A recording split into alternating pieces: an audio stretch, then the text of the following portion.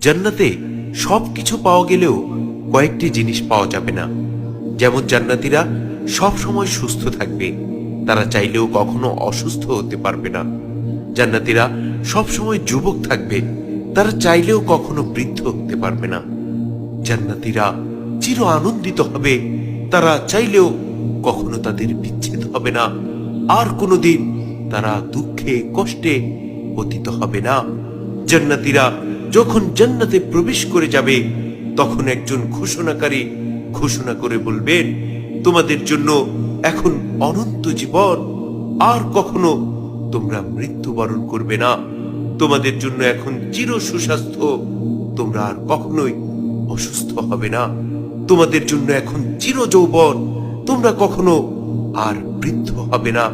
তোমাদের জন্য এখন চির সুখ ও পরমানন্দ, তোমরা আর কোনোদিন দুঃখে কষ্টে পতিত হবে না। সুবহানাল্লাহ।